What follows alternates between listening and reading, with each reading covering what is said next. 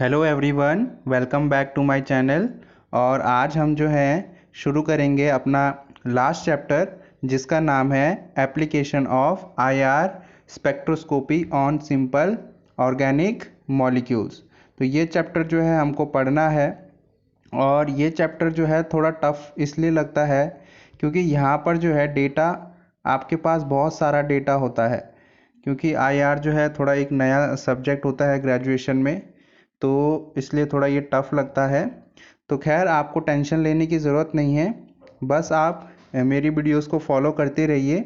और इसके जो है मैं एमसीक्यूज़ एकदम से नहीं लाऊंगा, मतलब इसका जो है पहले मैं आपको सारे चैप्टर जो है, सारे टॉपिक्स जो है डिटेल में पढ़ा दूंगा। देन उसके बाद जो है मैं आपके लिए जो प्रीवियस ईयर एमसीक्यूज़ हैं वो लेकर के आ जाऊंगा। तो अब जो है यहाँ पर शुरू करते हैं इस चैप्टर को। तो मेक श्योर कि आप इसे शेयर ज़्यादा से ज़्यादा करें अपने दोस्तों से जो आपके साथ में है, यानी 6 सेम के जो अब एग्ज़ाम देंगे उनके लिए ये वीडियो क्योंकि बहुत हेल्पफुल होने वाला है। तो शुरू करते हैं अपना लास्ट चैप्टर, यानी चैप्टर नंबर 8। तो यहाँ पर देखो, आईआर का मतलब होता है इंफ्रारेड। ठीक है, आईआर एक इंफ्रारेड वेव्स होती है ना, तो इंफ्रारेड स्पेक्ट्रोस्कोपी, आईआर स्पेक्ट्रोस्कोपी भी बोला जाता है।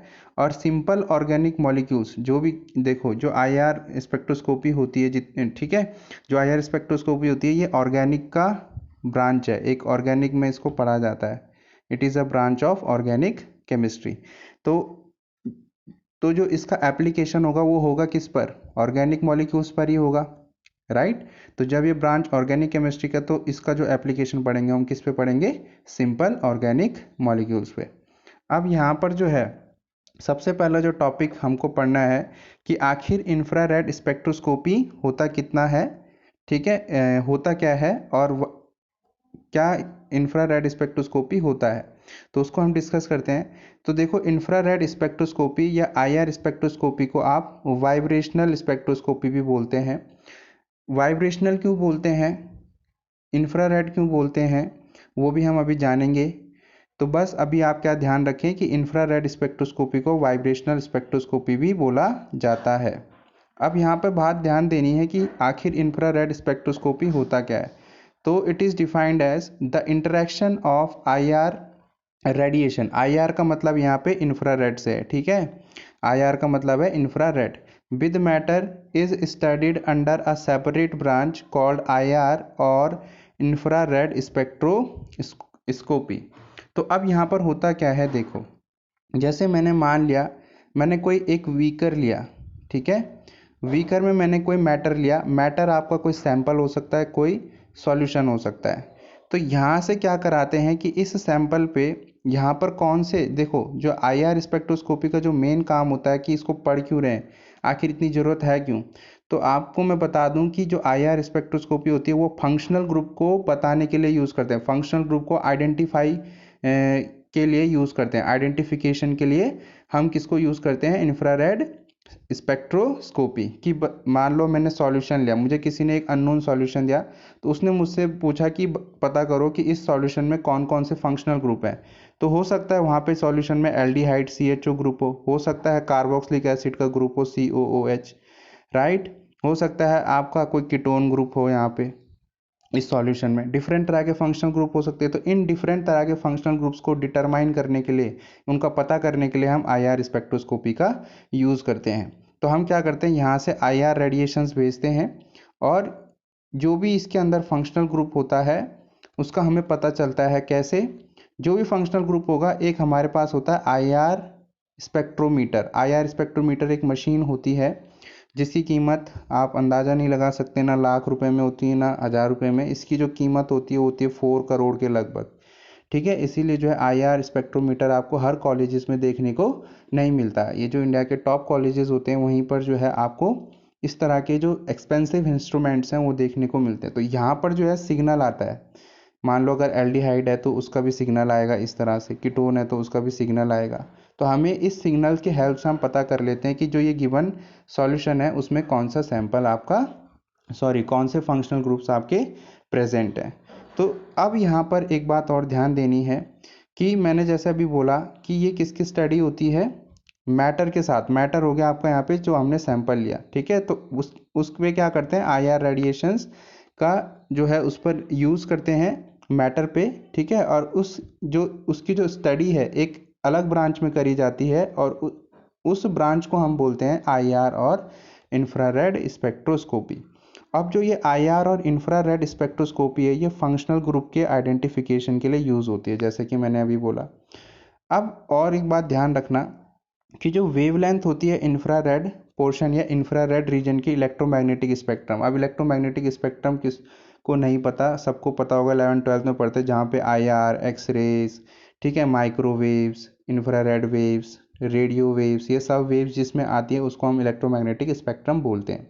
तो उस इलेक्ट्रोमैग्नेटिक स्पेक्ट्रम में जो आईआर की जो रेंज होती है, इंफ्रारेड पोर्शन की जो रेंज होती है वो होती है 8000 एंगस्ट्रॉम या फिर 0.8 माइक्रोन, म्यूको माइक्रोन बोलते हैं, 2 × 10⁶ एंगस्ट्रॉम, ठीक है, या फिर 2 मिलियन भी बोल सकते हैं, या फिर इसको हम बोल सकते हैं 200 माइक्रोन, ठीक है। तो इतना रेंज जो है उसका होता है। ये आपसे पूछा जा सकता है कि आईआर की वेवलेंथ रेंज कहाँ से कहाँ तक होती है, तो हो सकता है वो माइक्रोन में ऑप्शन में दे या फिर हो सकता है एंगस्ट्रॉम में ऑप्शन में आपको दे। नेक्स्ट है, अब एक बात और ध्यान रखना है यहाँ पे कि जो एनर्जी होती है associated with infrared reason is from 10 kilo calorie पर मोल टू 1 किलो कैलोरी पर मोल।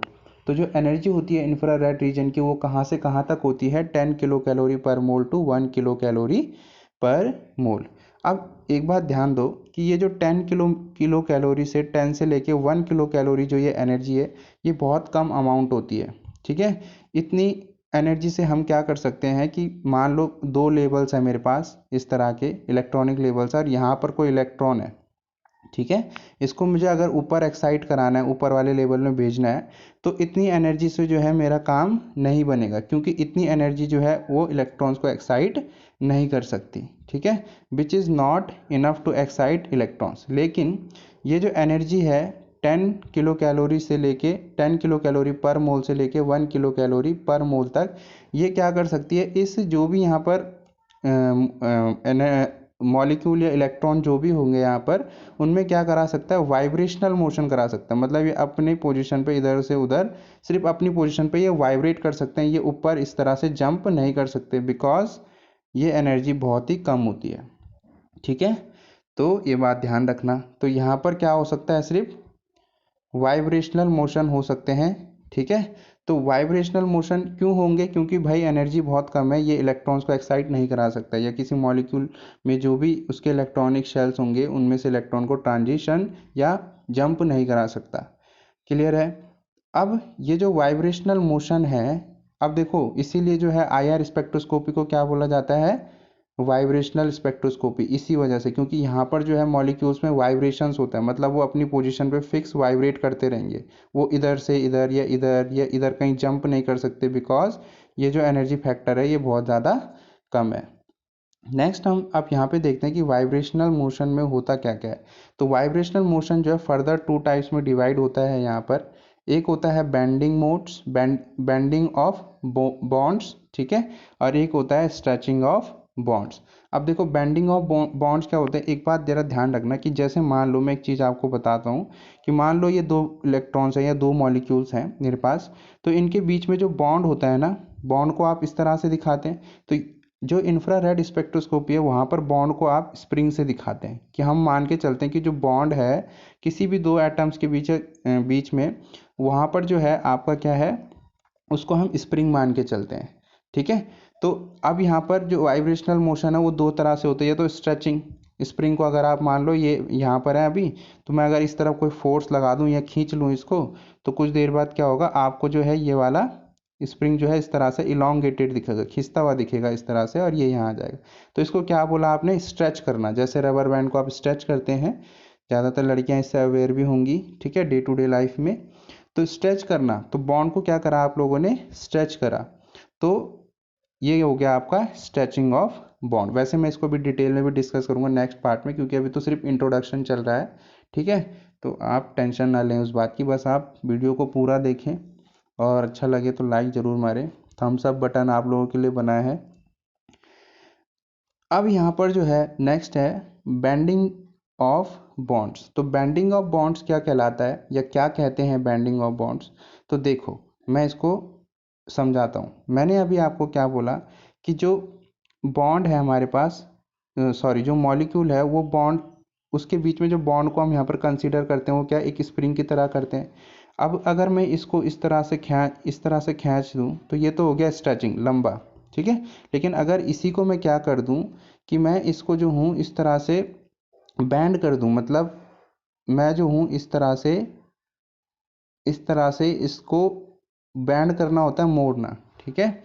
बैंड कर दूं तो इसको बोलेंगे बैंडिंग ऑफ बॉन्ड्स, ठीक है। तो एक होता है स्ट्रेचिंग, एक होता है बैंडिंग। क्लियर? अब नेक्स्ट है कि अब देखो जो इंफ्रारेड स्पेक्ट्रोस्कोपी होती है ना, तो उसका ना एक स्पेक्ट्रोमीटर होता है यहाँ पे, इस तरह से स्पेक्ट्रोमीटर होता है। तो वहाँ पे ना आपके इस तरह से सिग्नल्स आते हैं, कोई पीक लंबी आती है, कोई पीक छोटी आती है। आपने जो बुक देख भी रहे होंगे, कोई बुक अगर रेफर कर रहा होगा तो वहाँ पे उसको इतने सारे ग्राफ्स देखने को मिले होंगे। तो ये स्पेक्ट्रा कहलाता है, इसको भी डिस्कस करूँगा मैं।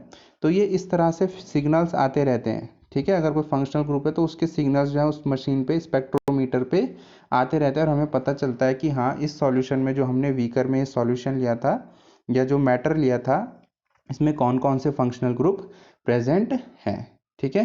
तो एक बात ध्यान रखना आ सकता है कि infrared spectrometer is used to obtain absorption spectra of compounds which reflect their structure, ठीक है। तो जो इंफ्रारेड स्पेक्ट्रोमीटर होता है वो आपको एब्जॉर्प्शन स्पेक्ट्रा दिखाता है, ठीक है। इस तरह से यहाँ पे ये पीक्स दिखती हैं, इस तरह से ये पीक्स दिखती हैं, ठीक है। तो ये इसको आप क्या बोलते हैं, इंफ्रारेड स्पेक्ट्रोमीटर। और ये क्या कराता है, जो भी फंक्शनल है उसका स्पेक्ट्रा प्रोवाइड कराता है, और वहाँ से हमें पता चलता है कि वो फंक्शनल ग्रुप एक्चुअली में कौन सा प्रेजेंट है आपके इस सॉल्यूशन में। क्लियर है? नेक्स्ट है, अब जैसे कि मैंने बोला कि जो बॉन्ड्स हैं यहाँ पर, किसी भी दो मॉलिक्यूल या दो एटम के बीच में जो बॉन्ड होगा वो आपको कंसीडर करना है स्प्रिंग। इस तरह से आप नहीं लेके चलेंगे, ठीक है। आपको उसको स्प्रिंग मान के चलना है, ठीक है। क्योंकि स्प्रिंग में क्या होता है कि जो एटम्स होते हैं एक दूसरे से वो वाइब्रेट करते रहते हैं, ठीक है। तो वाइब्रेट करेंगे तो मतलब वो एक दूसरे के साथ मोशन में आएंगे। मोशन में तभी तो आ सकते हैं जब इनके बीच में जो ये बॉन्ड होगा ये हल्का होगा, ज़्यादा स्ट्रॉन्ग बॉन्ड नहीं होगा, ठीक है। तो तभी तो एक दूसरे से मोशन कर पाएंगे। तो मोशन तो स्प्रिंग में ही पॉसिबल है ना, ठीक है। तो इसलिए जो है हम क्या मान के चलते हैं कि दोनों एटम्स के बीच में क्या होता है यहाँ पर, स्प्रिंग वाला बॉन्ड या स्प्रिंग मान के चलते हैं उसको। नेक्स्ट है, अब एक बात और ध्यान रखना, यहाँ से थोड़ा और डिटेल आपको पता चलेगी। अब यहाँ पर जो है photons in the infrared reason of the spectrum have much less energy and can cause only vibration in the molecule. Therefore, IR spectroscopy is also called as vibrational spectroscopy. अब जैसे मैंने बोला था कि जो फोटॉन्स होते हैं या जो भी हम रेडिएशन भेज रहे हैं, ठीक है, आईआर रेडिएशन भेजेंगे, ये सॉल्यूशन है यहाँ पे, तो यहाँ से आप आईआर रेडिएशन, इसी को आप फोटॉन भी बोलते हैं यहाँ पे। तो आईआर रेडिएशन जब भेजोगे तो इनकी एनर्जी इतनी होती नहीं है, ठीक है, बहुत कम एनर्जी होती है। मैंने अभी बताया 10 kilo calorie to 1 kilo calorie, ठीक है, इतना एनर्जी होता है। तो ये क्या करते हैं, सिर्फ और सिर्फ ये वाइब्रेशन करा सकते हैं। मतलब कोई यहाँ पर एटम है तो या तो वो इधर पहुँच सकता है या इधर पहुँच सकता है, बस इतना ही। वो यहाँ पर अपनी पोजीशन पर ही, अपनी पोजीशन पे रहेगा, यहीं पर ही वो मोशन करेगा। तो इसको हम बोलते हैं वाइब्रेशन। अब यहाँ पर क्या होता है कि therefore I R spectroscopy is also called as vibrational spectroscopy, since क्योंकि यहाँ पर वाइब्रेशन ही हो रहा है, अपनी पोजीशन, मेन पोजीशन पर ही वो वाइब्रेट कर रहा है, अपनी पोजीशन से कहीं नहीं जा पा रहा है। तो इसलिए इसको हम बोलते हैं वाइब्रेशनल स्पेक्ट्रोस्कोपी भी बोलते हैं इसको। अब यहाँ पर एक और बारीकी बात है, इस तरह का डायग्राम आप लोगों ने बहुतों ने बुक्स में देखा होगा लेकिन वो समझ नहीं आता है। तो देखो एक बात, मेरी बात ध्यान से समझना कि सबसे पहले जो है हमारे जो है स्पेक्ट्रोस्कोपी में 3 तरह के लेवल होते हैं। सबसे पहला जो होता है हमारे पास वो होता है इलेक्ट्रॉनिक लेवल। क्या होता है जी? इलेक्ट्रॉनिक लेवल होता है, ठीक है। फिर उसके बाद हमारे पास होता है वाइब्रेशनल लेवल्स। क्या होता है? Vibrational levels. उसके बाद हमारे पास होते हैं रोटेशनल लेवल्स, रोटेशनल लेवल्स, ठीक है।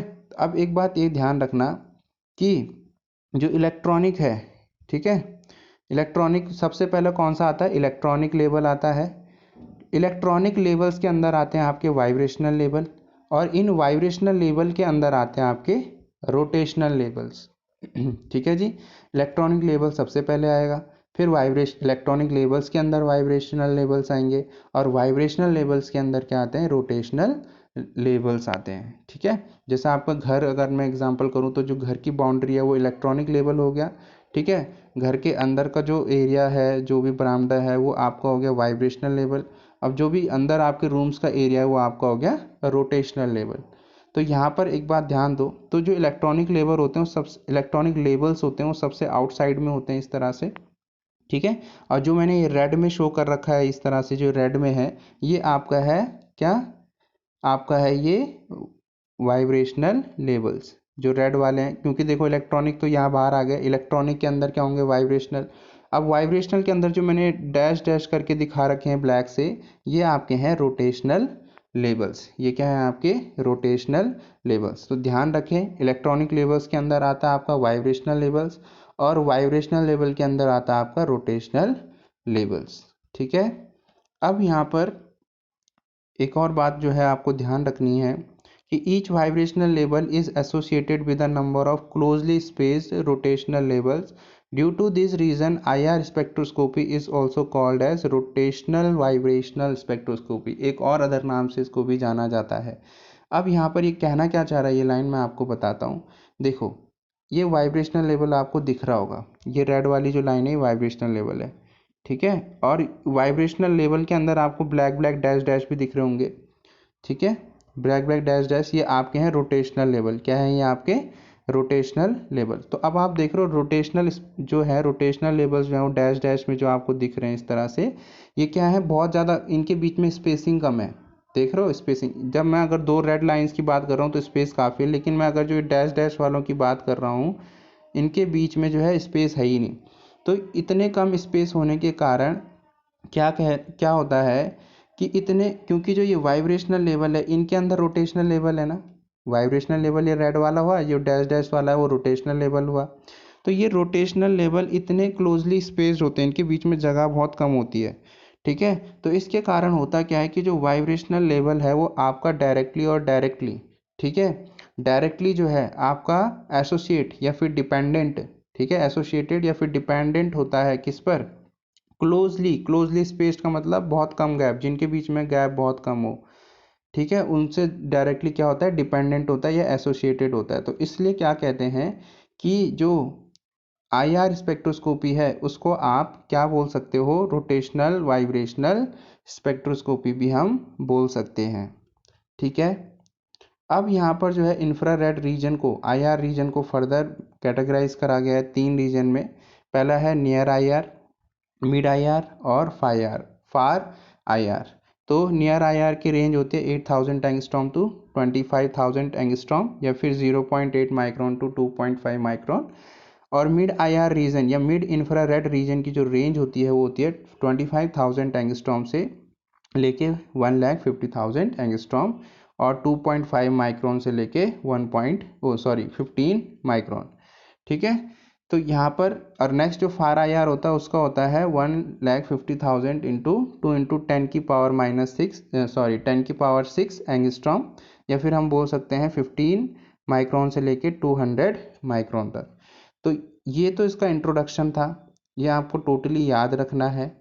अभी इसके जो है मेन पार्ट जो है अब शुरू होगा कल से, नेक्स्ट वीडियो में मैं लेकर आऊँगा।